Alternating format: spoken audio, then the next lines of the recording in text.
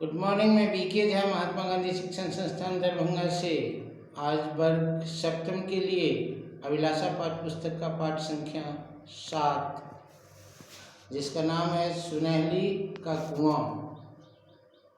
इस पाठ का सारांश आप लोगों के सामने प्रस्तुत कर रहा हूँ। पाठ में सुनहली नाम की एक स्त्री रहती है जिसके परिश्रम से वहाँ पर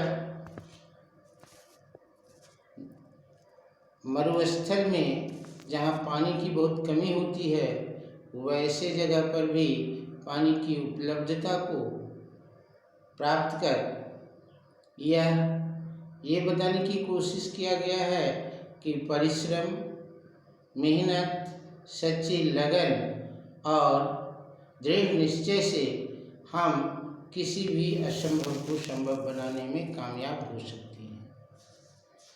इस लोक कथा को लिख करके लेखक हमें यह बताना चाहा है कि हमारी इच्छा शक्ति जब किसी बात को प्राप्त करने की होती है तो चाहे सामने कितनी भी बड़ी बाधाएं क्यों नहीं हो, कितना भी बड़ा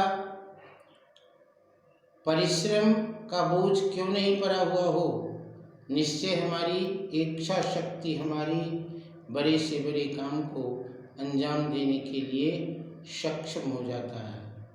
इच्छा शक्ति के बिना हम कोई छोटे काम भी नहीं कर पाते हैं और इच्छा शक्ति रहने पर पहाड़ को भी तोड़ करके उससे रास्ता मांग लेते हैं, बना लेते हैं। तो इसी बात को पढ़ाते हुए लेखक हमें बताए हैं कि यह सुनहली नाम की स्त्री राजस्थान जो नरसी ढानी नाम का स्थान है, गुजरात की सीमा से लगी हुई, वहाँ पर रहने वाली यह औरत अपने और अपने समाज के लिए जल की समस्या को दूर करने की दृढ़ निश्चय की। और जब किसी आदमी के अंदर में ऐसी इच्छा शक्ति जागृत होती है और उस पर वह पहल करता है तो उसके साथ देने वाले भी समाज से समूह के रूप में निकल करके सामने आ जाता है, उसके मार्गदर्शन में उसका सहयोग करता है और सहजता से हम बड़े से बड़ी समस्याओं से निजात पा लेते हैं।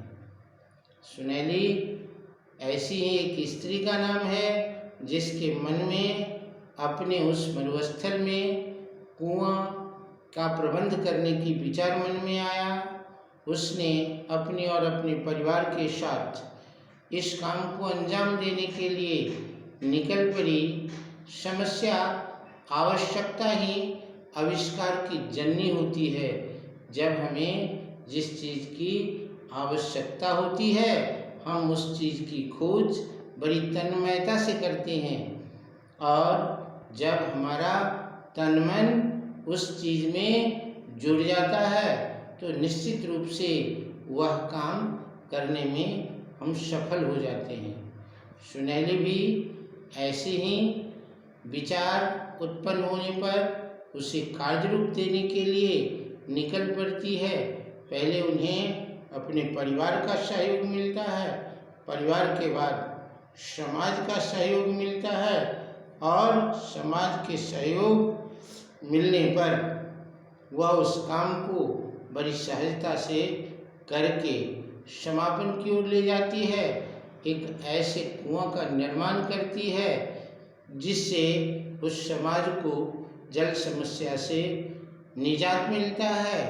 और जब हम समाज का कोई उपकार करते हैं, समाज के लिए कोई काम करते हैं, जब हमारे अंदर में परार्थ की भावना आती है, परमार्थ की ओर हम चलते हैं तो हमारा समाज उसे उधार के रूप में कभी नहीं रखता। वह समाज पारितोषिक के रूप में उसे हमें लौटाता है। सुनहली के परिश्रम और विचार को भी उस समाज के लोग ने जब वहाँ सफलता मिल गई, कुआं तैयार हो गया, पानी प्राप्त होने लगा, तो उस कुएं का नाम उस समाज के लोग ने सुनहली का कुआं के नाम से रख दिया, यानी सुनेहली का नाम उस कुएं के साथ अमर हो गया। हम बहुत सारे ऐसे उदाहरण देखते हैं। हमारे महात्मा गांधी, मदर टेरेसा, जिन्होंने अपने विचार से, अपने व्यवहार से समाज को संवारने का काम किया, समाज के दीनहीन की समस्याओं को सुलझाने का काम किया, और उसी सुलझाने के काम में एक माता और दूसरे समाज के पिता के रूप में प्रतिष्ठित हुए। इसी तरह से यह प्रेरणादायी कहानी भी है। लोक कथा के माध्यम से कभी हमें यह बात लेखक हमें यह बात बताने की कोशिश किए हैं कि जब कभी हम ऐसे समाज में परोपकार का काम करते हैं तो समाज हमें महानता देती है, समाज हमें प्रतिष्ठा देती है, जो अन्य किसी काम से नहीं मिलता है।